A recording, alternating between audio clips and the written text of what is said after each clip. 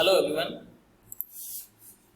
आज हम डिस्कस करेंगे डॉटनेट फ्रेमवर्क के जो मेन कंपोनेंट हैं उसमें से first component dot net framework majorly दो मेन कंपोनेंट्स को फॉलो करता है। The first one is CLR stands for Common Language Runtime and the second one is BCL stands for Base Class Library। जैसा कि हमने हमारे लास्ट सेशन में discuss किया था कि डॉटनेट फ्रेमवर्क क्या है। डॉटनेट फ्रेमवर्क एक ऐसा फ्रेमवर्क है जो कि हमारे को different types of functionalities provide करता है और ऐसे प्री डिफाइंड लाइब्रेरीज प्रोवाइड करता है जिनके थ्रू हम लोग different types of programming languages को यूज में लेते हुए इजीली हाईली स्केलेबल एप्लीकेशंस को बिल्डअप कर सकते हैं। साथ ही यूजर अपनी रिक्वायरमेंट के अनुसार डिफरेंट टाइप्स ऑफ डेटाबेसेस को एक्सेस कर सकता है, उन्हें डिफरेंट टाइप्स ऑफ प्रोजेक्ट्स के साथ कनेक्ट कर सकता है, डिफरेंट टाइप्स ऑफ नेटवर्क के साथ इंटीग्रेट कर सकता है ताकि उन्हें इजीली यूज में लिया जा सके। डॉटनेट फ्रेमवर्क्स मेजरली जो प्रोग्रामर्स होते हैं उन प्रोग्रामर्स को ऐसे pre defined functionalities libraries provide करता है जिनके थ्रू यूजर या प्रोग्रामर उन प्री डिफाइंड लाइब्रेरीज का या फंक्शंस को यूज में लेते हुए अपनी एग्जिस्टिंग प्रोजेक्ट में उनको इनबिल्ट करके और इजीली कोड को एस्टेब्लिश करके मैनेज करके अपनी एप्लीकेशंस को बिल्डअप कर सकता है। साथ ही डॉटनेट फ्रेमवर्क मेजर कंपोनेंट जो है उसका फ्रेमवर्क का CLR को सपोर्ट करता है। CLR यानी common language run time. Common language run time dot net framework का एक ऐसा मेन कोर कंसेप्ट है। In other words we can say a base of dot net framework जिसके थ्रू जो यूजर है वो डिफरेंट टाइप्स ऑफ फंक्शनलिटीज को यूज में ले सकता है। इन अदर वर्ड्स अगर हम कहें कि डॉटनेट फ्रेमवर्क का जो CLR है कंपोनेंट वो यूजर को different types of functionalities provide करता है जिनमें से first one is secure and robust execution environment. ये एक ऐसी फंक्शनलिटी है जिसमें कि CLR यूजर को eight the time of run time बहुत ही सिक्योर्ड एनवायरनमेंट प्रोवाइड करता है और बहुत ही पावरफुल एनवायरनमेंट प्रोवाइड करता है जिसके थ्रू वो इजीली प्रोग्राम को एग्जीक्यूट कर सके और उसे रन कर सके। The second one is simplified development process. CLR किसी भी प्रकार के प्रोजेक्ट को इजीली बिल्डअप करने से रिलेवेंट कई सारे डेवलपिंग एरियाज को इनबिल्ड करता है जिसके थ्रू यूजर या प्रोग्रामर इजीली अपने प्रोजेक्ट को क्या कर सके, डेवलप कर सके। Later on one by one हम इन पॉइंट्स को डिस्कस करेंगे। Now the next third one is multi language support. As we know that कि डॉटनेट फ्रेमवर्क एक ऐसा फ्रेमवर्क है जो कि मल्टीपल लैंग्वेजेस को सपोर्ट करता है। Near about more than 40 languages जो है वो डॉटनेट फ्रेमवर्क द्वारा सपोर्ट की जाती है। यानी कि आप अपना project different types of modules में अलग अलग पार्ट्स में डिवाइड करके अलग अलग प्रोग्रामिंग लैंग्वेजेस में बनाकर उन्हें एक साथ इंटीग्रेट कर सकते हैं, मर्ज कर सकते हैं और अपने प्रोजेक्ट को बिल्डअप कर सकते हैं। The next one is simplified management and simplified deployment. यानी कि आपके द्वारा जो भी प्रोजेक्ट बनाया गया है उसको यूजर या प्रोग्रामर इजीली मैनेज कर सकता है। साथ ही different types of programming languages को सपोर्ट में लेते हुए या उनको यूज में लेते हुए उन एग्जिस्टिंग एप्लीकेशंस को जो पहले से बनी हुई हैं, ऐसे इंटरफेसेस जो पहले से बने हुए हैं, उन्हें हमारे द्वारा बनाए गए प्रोजेक्ट में इजीली डिप्लॉय किया जा सकता है यानी लागू किया जा सकता है। So these are the major functionalities which is provided by the common language runtime। अब हम step by step in functionalities को डिस्कस करेंगे। Now the first one is secure and robust execution of environment, यानी कि common language run time एक user को ऐसा environment provide करता है जो कि एग्जीक्यूशन के समय means at the run time the entire whole जो कोड होता है प्रोग्रामिंग का उसको मैनेज करता है, और साथ ही ये जो कोड फ्रेमवर्क में रन करता है उस कोड को मैनेज कोड कहा जाता है।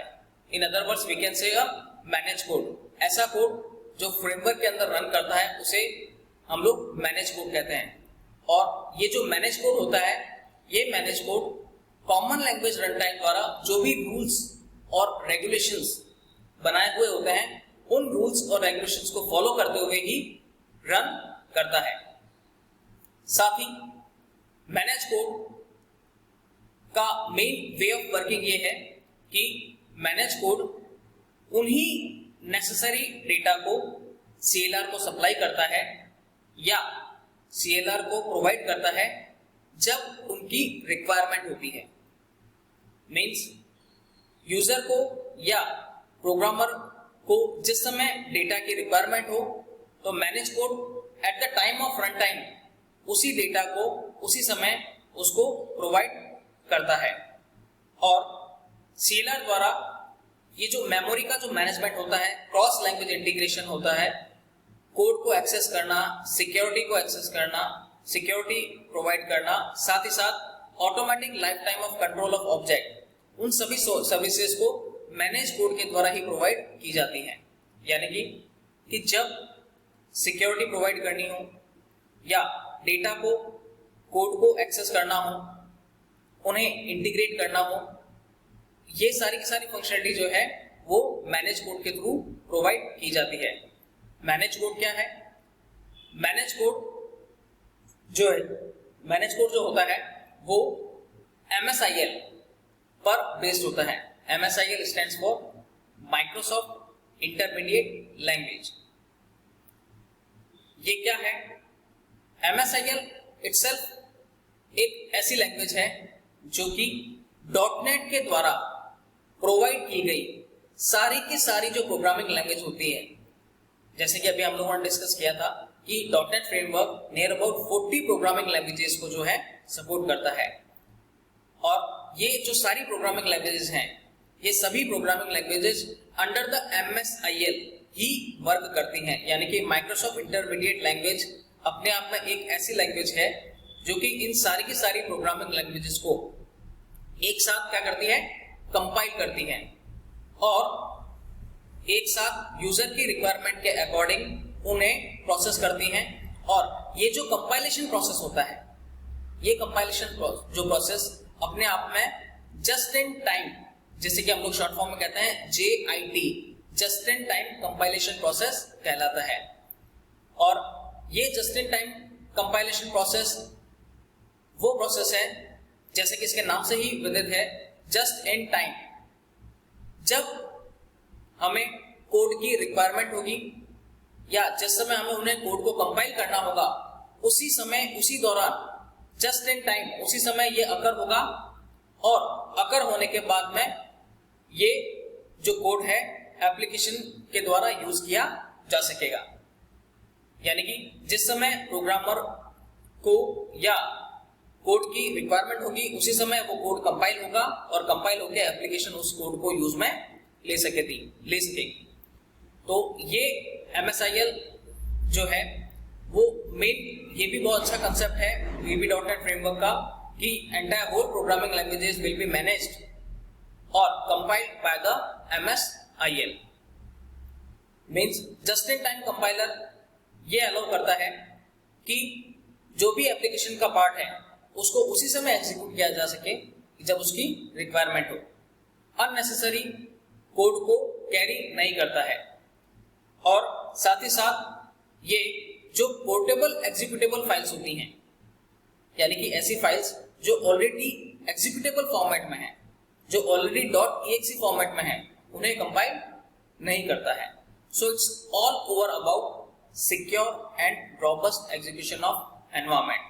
बट ये secure and robust education environment और भी कुछ फर्दर फंक्शनलिटीज हमारे को प्रोवाइड करता है। जैसे कि अभी हमने इसके बारे में पढ़ा कि CLR क्या है। CLR एक हमारे को ऐसा एनवायरनमेंट प्रोवाइड करता है जिसके थ्रू हम लोग eight the time of run time code को क्या करते हैं, मैनेज करते हैं, उन्हें एक्सेस करते हैं और डिफरेंट टाइप्स ऑफ सिक्योरिटी से रिलेवेंट वो हमारे को फंक्शनलिटीज प्रोवाइड करता है। साथ ही साथ जो मैनेज कोड होता है जो कि CLR में रन करता है, वो manage code entire whole activities को मेंटेन करता है और मैनेज कोड जो होता है which is based on MSIL, वो किसके ऊपर बेस्ड होता है, माइक्रोसॉफ्ट इंटरमीडिएट लैंग्वेज के ऊपर बेस्ड होता है। और MSIL क्या है, MSIL एक ऐसी लैंग्वेज है जो कि VB.NET द्वारा सपोर्ट की जाने वाली different types of programming languages को कंपाइल करती है और वो भी जस्ट इन टाइम, मीन्स जब उन कोड की रिक्वायरमेंट होगी उन्हीं समय उन कोड को क्या करेगी, एक्सेस करेगी और रन करके एप्लीकेशंस को कोड को प्रोवाइड कर देगी। साथ ही साथ ये pre defined portable executable files को जो है कंपाइल नहीं करता है क्योंकि वो फाइल ऑलरेडी .exe फॉर्मेट के अंदर होती हैं। इसी पॉइंट के अंदर सिक्योर एंड रॉबस्ट एग्जीक्यूशन हमारे को और भी different types of functionalities provide करता है, जिसमें कि first one is exception handling. Exception handling क्या है, .NET फ्रेमवर्क में जब हम different types of programming languages को रन करते हैं तो या उनको प्रोसेस करते हैं तो डिफरेंट टाइप्स ऑफ जो एरर्स होती हैं वो एरर्स अकर होती हैं और वे सभी एरर्स जो हैं वो स्ट्रक्चर एक्सेप्शन हैंडलिंग के थ्रू सॉल्व की जाती हैं या हैंडल की जाती हैं। स्ट्रक्चर्ड एक्सेप्शन हैंडलिंग एक .NET फ्रेमवर्क का ऐसा फीचर है जो कि .NET फ्रेमवर्क में at the time of run time occur होने वाली एरर्स को हैंडल करता है, उन्हें रिमूव करता है, ताकि जो .NET फ्रेमवर्क का जो प्रोग्राम है वो इजीली स्मूथली रन हो सके। और .NET फ्रेमवर्क पहले से इंटीग्रेटेड जो कोड होते हैं उनको भी क्या करता है, उनमें अकर होने वाली एरर्स को भी क्या करता है, रिजॉल्व करता है। The next one is garbage collection. Garbage collection क्या है, गार्बेज कलेक्शन मीन्स जिस प्रोसेस के दौरान या जिस प्रोसेस के द्वारा ऑब्जेक्ट को लाइफ टाइम मैनेज किया जाता है उसे गार्बेज कलेक्शन कहते हैं। अगर क्वेश्चन आता है define the definition of garbage collection, कि गार्बेज कलेक्शन क्या है, गार्बेज कलेक्शन एक ऐसा प्रोसेस है जिसके द्वारा ऑब्जेक्ट को लाइफ टाइम क्या किया जाता है, मैनेज किया जाता है, उसे हम लोग कहते हैं गार्बेज कलेक्शन। गार्बेज कलेक्शन क्या है या गार्बेज कलेक्शन किस टाइप की वे ऑफ वर्किंग परफॉर्म करता है, कि गार्बेज कलेक्शन के द्वारा डिफरेंट टाइप्स ऑफ ऑब्जेक्टिव्स जो ऑब्जेक्ट्स होते हैं उनके रेफरेंसेस को ऑपरेटिंग सिस्टम ऑटोमेटिकली इटसेल्फ उनकी रिक्वायरमेंट के अकॉर्डिंग रिक्लेम करता है, यानी एग्जीक्यूट करता है। तो ये जो प्रोसेस होता है वो गार्बेज कलेक्शन के थ्रू प्रोवाइड किया जाता है। यानी कि .NET फ्रेमवर्क में मेमोरी मैनेजमेंट जो है वो पूरी तरह से ऑटोमेटिक होता है और रिक्लेम कब किया जाता है, eight the time of run time. यानी गार्बेज कलेक्शन एक ऐसा प्रोसेस है जिसके द्वारा ऑब्जेक्ट्स को लाइफ टाइम तक मैनेज किया जाता है और यूजर या ऑपरेटिंग सिस्टम उन्हें उनकी रिक्वायरमेंट के अकॉर्डिंग ऑटोमेटिकली उनको रिक्लेम करता है और वापस यूज में लिया जाता है। So it's all over about exception handling and garbage collection. ये दोनों फीचर्स भी secure and robust execution environment के अंदर इनबिल्ट किए जाते हैं। अब इसका जो नेक्स्ट सेकंड जो फीचर है CLR का वो हम नेक्स्ट सेशन में डिस्कस करेंगे। Thank you.